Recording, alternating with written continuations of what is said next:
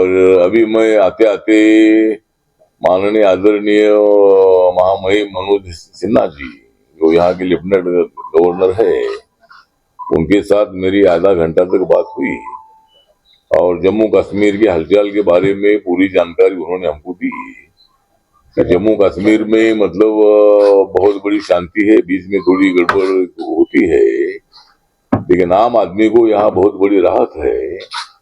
और जब से 370 आर्टिकल हटाया है तब से यहाँ देखा जाए तो कम से कम 2 करोड़ 11 लाख से ज्यादा टूरिस्ट आए हैं, और उसमें फॉरेनर भी है, इंडियन भी है, और लोगों को अभी डर नहीं लगता है। मतलब पहले तो यहाँ श्रीनगर आने के लिए, जम्मू आने के लिए डर डर लगता था, लेकिन अभी स्थिति ऐसी है कि लोगों को बिल्कुल डर नहीं लगता है। और जिस तरह 370 आर्टिकल हटाने के बाद यहाँ तिरंगा झंडा लहर रहा है, और जो अपनी भारत के लोगों में जम्मू कश्मीर का सबसे बड़ा अट्रैक्शन हमेशा रहता था, और कश्मीर आने के लिए लोग मतलब दूर दूर से यहाँ आना चाहते थे, लेकिन बीच में आतंकवाद इतना बड़ा था कि उससे मतलब यहाँ लोगों का आना जाना बंद हो चुका था, और यहाँ का टूरिज्म पर मतलब यहाँ का काम चलता है।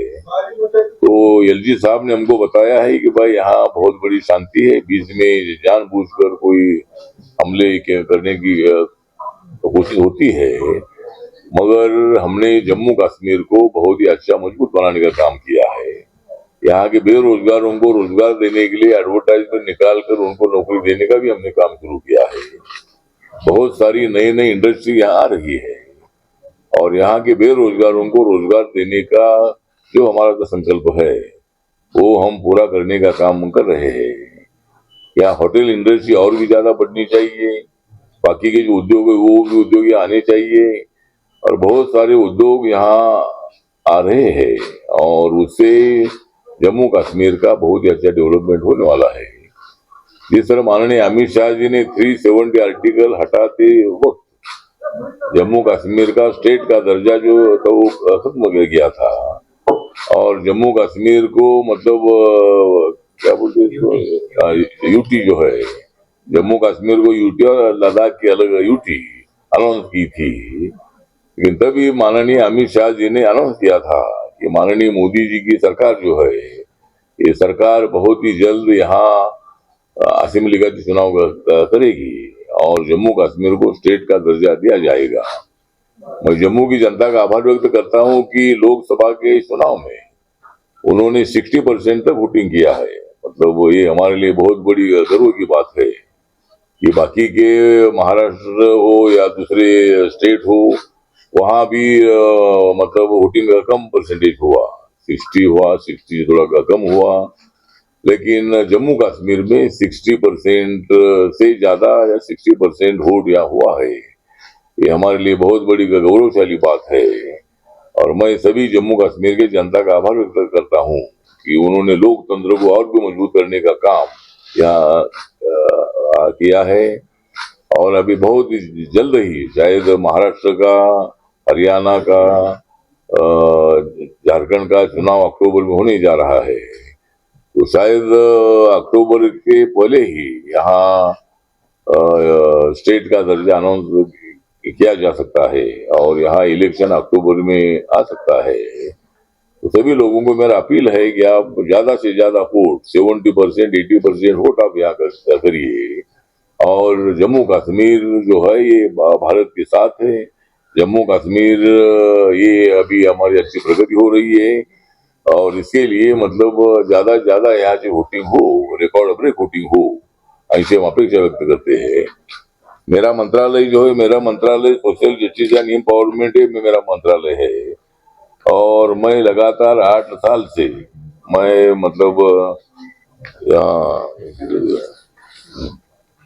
मैं 8 साल से माननीय मोदी सरकार में social justice and empowerment department का एमओएस हूँ। मेरी पार्टी का नाम रिपब्लिकन पार्टी ऑफ इंडिया है, और ये पार्टी डॉक्टर बाबा साहब अम्बेडकर जी ने स्थापित की हुई पार्टी है। दलित हो, आदिवासी हो, ओबीसी हो, माइनॉरिटी हो या जनरल कैटेगरी के लोग हो, जो जो लोग संविधान को मानते हैं वो सब हमारे पार्टी के मेंबर बन सकते हैं। और जम्मू कश्मीर में हमने हमारी पार्टी भी शुरू की है। हमारे हरमीत जी है, हरमीत हमारे सरदार जी है, लेकिन उनका पूरा बचपन और पूरी जिंदगी जम्मू कश्मीर में गई है। वो जम्मू में रहते हैं और उनको हमने यहाँ का पार्टी का अध्यक्ष बनाया है जम्मू कश्मीर का। हमारे मिस्टर लोन है, ये भी हमारे पहले कई सालों से मेरे साथ वो उन्होंने भी काम किया है, वो भी यहाँ के अध्यक्ष रहे हैं। और उनके बीमारी के कारण बीच में थोड़े बीमार थे, तो हमने हरमीत जी को जिम्मेदारी सौंप दी है और ये भी हमारे साथ है। हमारे नेशनल कमेटी में हमने इनको भी ले लिया है और हमारी कोशिश है कि भाई जम्मू कश्मीर में हमारी पार्टी को बढ़ाने का काम हम करेंगे। और आने वाला विधानसभा का जो चुनाव है, जो 90 सीटों पर चुनाव होगा, उसमें 10-15 सीटों पर हम भी चुनाव लड़ने का काम करेंगे। और हमें पूरा विश्वास है यहाँ एनडीए की सरकार आ सकती है। और यहाँ मतलब जिस तरह माननीय फारूक अब्दुल्ला जी ने आज कुछ कल अनाउंस किया है कि उनकी पार्टी जो है नेशनल कॉन्फ्रेंस है, वो अपने बलबूते पर चुनाव लड़ेगी।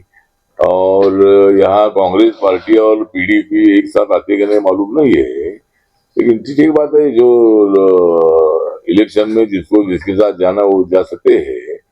लेकिन अगर हमारी पार्टी बीजेपी के साथ अगर हमारा गठबंधन होता है तो जेपी नड्डा जी से मैं बात करने वाला हूँ और रिपब्लिकन पार्टी 5-6 सीटें अगर मिलती है तो बीजेपी के साथ हम रहेंगे। और अगर कोई सीटें हमको नहीं मिलती है तो 10-15 सीटों पर हम इंडिपेंडेंट चुनाव लड़ेंगे और बाकी के सीटों पर बीजेपी का समर्थन करेंगे। और हमें पूरा विश्वास है कि जिस तरह माननीय मोदी जी के नेतृत्व में मतलब देश भर में बहुत सारा काम हुआ है, जम्मू कश्मीर में भी बहुत सारा काम हुआ है, इसीलिए मतलब यहाँ एनडीए की सरकार आ सकती है, बीजेपी की सरकार आ सकती है। इसी तरह की हमारी कोशिश रहेगी और इसके लिए मतलब हम यहाँ मतलब हमारी कोशिश जारी रहेगी। जिस तरह मेरा मंत्रालय जो सोशल जस्टिस एंड एम्पावरमेंट है, मेरे मंत्रालय के अंतर्गत शेड्यूल कास्ट आते हैं, मेरे मंत्रालय के अंतर्गत डीएनटी आते हैं, ओबीसी आते हैं, दिव्यांगजन आते हैं, सीनियर सिटीजन आते हैं, ट्रांसजेंडर आते हैं, अनाथ आते हैं, ऐसे तमाम लोग जो है हमारे मंत्रालय के अंतर्गत आते हैं। और देश के टोटल पॉपुलेशन में 85% पॉपुलेशन हमारे मंत्रालय के अंतर्गत आता है। और इस साल का मेरे मंत्रालय का जो बजट है, ये इस साल का मेरे मंत्रालय का बजट 1,65,492.72 करोड़ का है।